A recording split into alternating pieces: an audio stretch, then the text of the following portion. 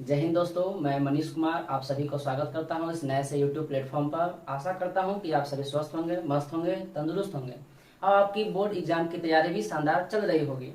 आज हम लोग इस वीडियो में यह देखने वाले हैं कि जो बिहार बोर्ड के क्लास 10 और क्लास 12 का जो इंग्लिश का पेपर है उसमें ग्रामर का वेटेज आखिर है कितना, किस चैप्टर से बिहार बोर्ड जो है कितना क्वेश्चन पूछ रहा है ग्रामर सेक्शन से, और उसके पीछे कुछ 3-4 सालों का पैटर्न का रहा है। उसके आधार पर आज हम लोग चैप्टर के वेटेज का डिस्कशन करेंगे और उसी आधार पर आगे जो कुछ महीने जो बचे हैं 4 या 5 महीने, उनमें उसी के आधार पर हम लोग उसका तैयारी भी करेंगे। तो चलिए आइडिया देखते हैं। सबसे पहले जो आपका चैप्टर है वो है वॉइस।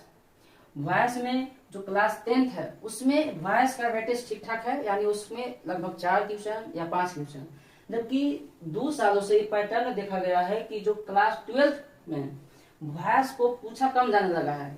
पिछले बार लगभग 2 क्वेश्चन के आसपास आया है या किसी किसी में 1 क्वेश्चन भी है। तो वॉइस को देखा जाए तो क्लास 10 के लिए इम्पोर्टेंट है, लेकिन क्लास 12 के लिए पढ़ लेना जरूरी है, क्योंकि कभी जब हो सकता है कि वो 3 क्वेश्चन डाल दे या 4 क्वेश्चन डाल दे। वॉइस में जो भी बातें पढ़नी है वो टेंस आधार पर पढ़ना है, यानी टेंस में किस तरह से जब हम चेंज वॉइस को पैसिव वॉइस में बनाते हैं तो उसमें हेल्पिंग वर्ब कौन सा ऐड होता है, उसमें जो आपके मेन वर्ब है वो किस तरह से बदलते हैं, आपके जो प्रीपोजिशन है उसमें किस तरह से बदलता है, तो वॉइस में उसी आधार पर पढ़ना है। ऐसा नहीं है कि वॉइस में पूरा एसएससी के पढ़ ले हैं। दूसरा जो चैप्टर है वो है नरेशन।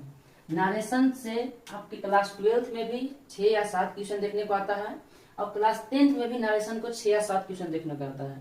तो ये दोनों के दोनों जो चैप्टर हैं ग्रामर सेक्शन से महत्वपूर्ण बनते हैं क्लास 10th के लिए भी और क्लास 12th के लिए भी। नरेशन में बस वही चीज पढ़ना है जो टेंस के आधार पर किस तरह से रिपोर्टेड स्पीच बदलता है, किस तरह से रिपोर्टिंग वर्ब बदलता है, उसमें टेंस का फॉर्मेशन कैसा होता है, उसमें टेंस का चेंजेस कैसे होता है, उसमें जो एडवर्ब दिए रहते हैं एडवर्ब ऑफ टाइम वो किस में बदलता है, वो सारी बातें इसमें आपको पढ़ना होगा और उसी आधार पर बिहार बोर्ड पूछता है। आप क्वेश्चन बैंक एक बार देख लीजिएगा। अगला बात है, अगला जो चैप्टर है वो है टेंस। टेंस में आपके 2 टाइप के क्वेश्चन पूछे जाते हैं, क्लास 10 से भी और क्लास 12th में भी। क्लास 10th में भी टेंस से एक ट्रांसलेशन आता है, 12th में भी आता है। 12th में 5 नंबर का ट्रांसलेशन फिक्स है वो, और क्लास 10th में 6 नंबर, 7 नंबर, 8 नंबर, क्या है कि वो ऑब्जेक्टिव में पूछता है। साथ ही साथ टेंस में से आपके क्वेश्चन आते हैं जो फिल इन द ब्लैंक्स वाले, कि अगर मान लीजिए कि कोई है, इसमें अगर इसके बाद V4 आया है तो यहाँ पर ही कौन सा भर भराएगा, इज भराएगा कि हैज भराएगा कि विल भराएगा कि वुड भराएगा। तो इस टाइप के क्वेश्चन जो है 10 से बनते हैं। अगला जो चैप्टर है वो है आर्टिकल। आर्टिकल क्लास 12th के लिए बहुत ज्यादा महत्वपूर्ण है। इससे क्वेश्चन पिछले वर्षों में भी ठीक ठाक 10 या 15 के आसपास पूछा गया है। तो आर्टिकल को सबसे ज्यादा तवज्जो देना है, महत्व देना है क्लास 12th के लिए। किसके तुलना में? वॉइस की तुलना में।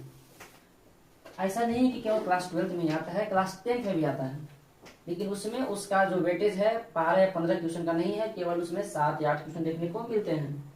अगला है चैप्टर है वो है प्रीपोजिशन। प्रीपोजिशन में 2 प्रकार के पढ़ने हैं। एक पढ़ने हैं आपके फिक्स प्रीपोजिशन, एक पढ़ने हैं usage of preposition. Fix preposition करने का मतलब कुछ ऐसे भाव होते हैं जो हमेशा अपने साथ सेम प्रीपोजिशन लेते हैं, उनमें चेंज नहीं होता है। जैसे एडिक्टेड, वो अपने बाद हमेशा टू लेता है। एनोए, एनोए के साथ विथ भी आता है या एट भी आता है। कब आता है वो इसी में पढ़ना है। हैबिचुअल, हैबिचुअल के बाद कौन सा प्रीपोजिशन आएगा तो हमेशा टू आता है। एस्टोनाइज, एस्टोनाइज का बाद कौन सा प्रीपोजिशन आएगा तो एट आएगा। तो इस सारे के सारे जो है प्रीपोजिशन वो फिक्स प्रीपोजिशन में कहलाते हैं। लेकिन यूजेज ऑफ प्रीपोजिशन में आपको पढ़ना है कि ऑन का प्रयोग किस टाइम को दर्शाता है, एट का प्रयोग कौन से टाइम को दर्शाता है, या अंडर का प्रयोग कब किया जाता है, एबव का प्रयोग कब किया जाता है, बीनीथ का प्रयोग कब किया जाता है, थ्रू का प्रयोग कब किया जाता है। इस सारे के सारे प्रीपोजिशन यूजेज ऑफ प्रीपोजिशन में पढ़े जाते हैं। इससे क्लास 12th में भी वेटेज ठीक ठाक है और क्लास 10th में भी। यानी आर्टिकल हो गया आपका, एक हो गया प्रीपोजिशन और एक हो गया नरेशन। इन तीनों चैप्टरों से क्लास 10th और 12th भर भर के क्वेश्चन आता है। अगला जो चैप्टर है 6 वो है subject verb agreement. Subject verb agreement को ही दूसरा नाम दिया जाता है सिंटेक्स। इस सिंटेक्स में बेसिकली हम लोग पूरे पार्ट्स ऑफ स्पीच के जो भी महत्वपूर्ण रूल है किसके आधार पर, सब्जेक्ट के आधार पर और वर्ब के आधार पर, कि कौन सब्जेक्ट किस समय कौन वर्ब लेगा या कौन वर्ब किस कंडीशन में सब्जेक्ट लेगा, उस सारे चीज को पढ़ा जाता है सब्जेक्ट वर्ब एग्रीमेंट में। हम लोग इस सब्जेक्ट वर्ब एग्रीमेंट में जब चालू करेंगे, पढ़ना शुरू करेंगे, तो वहां पढ़ेंगे सबसे पहले नाउन। कहा कि नाउन एक सब्जेक्ट के रूप में काम करता है, तो हो सकता है कि कभी कभी नाउन जब सिंगुलर काम करेगा तो वर्ब सिंगुलर लेगा, कभी कभी प्लूरल काम करेगा तो वर्ब प्लूरल लेगा। इसमें कुछ महत्वपूर्ण नाउन भी होते हैं, खास नियम होता है। जैसे कुछ ऐसे नाउन होते हैं जो हमेशा प्लूरल यूज करते हैं, या कुछ वैसा नाउन होता है जो हमेशा सिंगुलर होता है, तो उसके आधार पर कौन सा वर्ब यूज होगा। इस सारी की सारी बात हम लोग सब्जेक्ट वर्ब एग्रीमेंट में पढ़ेंगे। साथ ही साथ प्रोनाउन के भी बारे में पढ़ेंगे कि रिलेटिव प्रोनाउन में जो आपका प्रयोग होता है, हु का प्रयोग कब होता है, हुम का प्रयोग कब होता है, जो डैट का प्रयोग करते हैं उसको कब करते हैं, विच का प्रयोग कब करते हैं।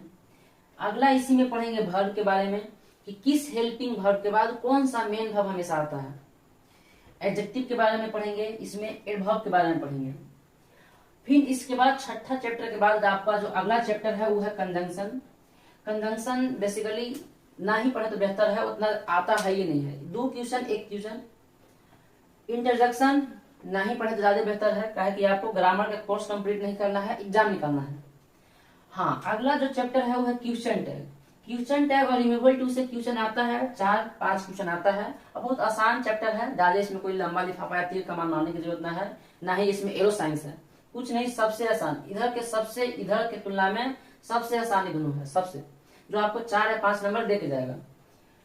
फिर अगला अगर बात किया जाए चैप्टर को तो वो है spelling error, synonyms, antonyms.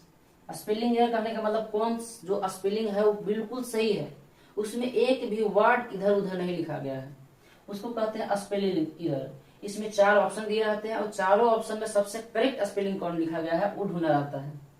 Synonym मतलब समान अर्थ वाला, वैसा शब्द जो समान अर्थ देता हो, और एंटोनिम्स यानी विपरीत अर्थ वाला शब्द। ये तीनों के तीनों आप तभी बना सकते हैं जब आप किताब पढ़े हो, यानी तीनों के तीनों जो है आधारित है आपकी किताब पर। अगर आप एक बार किताब पढ़ते हैं तो आपका स्पेलिंग एरर भी बन जाएगा पढ़ने से, उसमें जो पीछे दिए हुए वर्ड मीनिंग दिए रहते हैं उससे साइनोनिम बन जाएगा, एंटोनिम बन जाएगा। और किताब पढ़ने का फायदा है कि आपका जो ऑब्जेक्टिव आता है किताब से वो भी आपको वहां बन जाएगा। इस ग्रामर सेक्शन में एक और बात किया जाए तो एक पूछा जाता है OWS, यानी वन वर्ड सब्स्टिट्यूशन, जिसको कहते हैं हिंदी में अनेक शब्दों के लिए एक शब्द। जैसे हिंदी में होता था कि 10 सिरों वाला दशानन कहलाता है, परोपकार करने वाला परोपकारी कहलाता है, या जो बहुत खाने वाला उसको भूखड़ कहा जाता है। तो उसी तरह से यहाँ भी इंग्लिश में उसी को कहते हैं OWS। इससे क्वेश्चन आता है लगभग 2 क्वेश्चन के आसपास, कभी कभी 3, कभी कभी ना भी। तो आप इसको छोड़ के ये पढ़े या ना पढ़े, बाकी ये 2 चैप्टर एक किताब जरूर रीडिंग डाल देवे, ताकि आपका जो स्पेलिंग एरर है, साइनोनिम, एंटोनिम, ये आपको किताब से ही ठहराएगा। ऐसा नहीं है कि साइनो एंटो पढ़ने के लिए आपको ब्लैक बुक खरीदने की जरूरत है या नीतू मैम का वोकैब किताब खरीदने की जरूरत है, ऐसा नहीं है। आप एक किताब को रीडिंग डालिए चुपचाप, आपका स्पेलिंग एरर भी बन जाएगा, साइनोनिम भी बन जाएगा, एंटोनिम भी बन जाएगा। इसमें 2 सेक्शन और हैं, एक है लेटर राइटिंग और एक है एसे। ये ऑब्जेक्टिव में नहीं पूछा जाता है, सब्जेक्टिव में आता है। इसमें आपके पत्र लिखने के लिए आते हैं एप्लीकेशन। एसे में आपका निबंध आता है कि किसी भी चीज पर, जैसे पोल्यूशन पर हो गया, इलेक्शन पर हो गया, फेवरेट टीचर पर हो गया, किसी सब्जेक्ट के ऊपर हो गया, तो निबंध लिखने के लिए आप अपने विचार उसमें लिखते हैं। तो इस आधार पर, इसके वेटेज के अनुसार आपको सबसे ज्यादा पढ़ना है नरेशन, वॉइस, आर्टिकल, प्रीपोजिशन। ये 2 तो आपको आसानी से फोकट में नंबर देके जाएंगे अगर आएंगे अभी तो, बाकी सबसे आसान है, 1 या 2 वीडियो में क्लास खत्म। और सब्जेक्ट वर्ब एग्रीमेंट थोड़ा लंबा चैप्टर है, क्या कि इसमें सारे नाउन का भी, प्रोनाउन का भी, वर्ब का भी, एडजेक्टिव का भी, एडवर्ब, इन 5 चैप्टरों के इसमें महत्वपूर्ण रूल होते हैं, इसलिए इसका वीडियो थोड़ा लंबा होगा। तो इन 6 चैप्टर एन और 2 चैप्टर एन, 6 2 8 चैप्टर पढ़िएगा तो आपका पूरा का पूरा जो है ग्रामर सेक्शन से जो क्वेश्चन आते हैं, 60% जो क्वेश्चन आते हैं उसमें 50 या 55 बन जाएगा। कि 60 इसलिए नहीं कि हो सकता है कि OWS बढ़ा देवे, तो ये जल्दी पकड़ाता नहीं है। हाँ, एक हवा और कि एक हवा अगर बुक रीडिंग डाल दीजिएगा तो जो स्पेलिंग एरर आता है या साइनो या एंटो आता है वो आपको कंफर्म धरा जाएगा। तो इस तरह से आप ग्रामर सेक्शन में 60 आउट ऑफ 50 इधर से ही जान सकते हैं। अगर NA से 40 या 30 भी आता है काफी है। और बाकी तो आप किताब से भी ऐसा नहीं है कि आप पढ़ भी नहीं किए होंगे, जरूर पढ़े होंगे थोड़ा बहुत, तो वहां से भी बन जाएगा। हम लोग बेटे जान चुके हैं कि किस चैप्टर से कितना क्वेश्चन आता है बिहार बोर्ड के क्लास 10th में और क्लास 12th में। तो अब आगे होने वाली जो क्लास है उसमें हम लोग सबसे पहले पढ़ेंगे आपके वॉइस के बारे में। वॉइस में टेंस बेसिस पढ़ेंगे थोड़ा बहुत, और उसी के आधार पर जो रूल पढ़ते जाएंगे, और जो PYQ है यानी क्वेश्चन बैंक में जो उस पर आधारित क्वेश्चन है उसको भी साथे साथे करते जाएंगे। वॉइस आपका लगभग 4 क्लास में होगा, 4 या 5 क्लास में पूरा खत्म हो जाएगा। वॉइस पढ़ते के साथ साथ इसको जब पढ़ लेंगे तो इस पर आधारित जितने भी क्वेश्चन है कराया जाएगा, MCQ भी, PYQ भी, और अपने से जो NYP हो, NYP कहने मतलब नेक्स्ट ईयर क्वेश्चन, यानी जो अगले साल आने वाले हैं एक्सपेक्टेड क्वेश्चन भी कराया जाएगा। फिर दूसरा में हम लोग पढ़ेंगे टेंस। टेंस के बाद नारेशन पाएंगे, ताकि एक हमारा टेंस क्लियर हो जाएगा तो नारेशन को समझने में थोड़ी ज्यादा परेशानियां नहीं झेलनी पड़ेगी। फिर उसके बाद पढ़ा जाएगा आर्टिकल, प्रीपोजिशन, ये थोड़ा लंबा है, इसमें फिक्स प्रीपोजिशन थोड़ा समझना रहता है, और यूजेज ऑफ प्रीपोजिशन, ये दोनों पढ़ेंगे प्रीपोजिशन में। उसके बाद पढ़ा जाएगा सब्जेक्ट वर्ब एग्रीमेंट।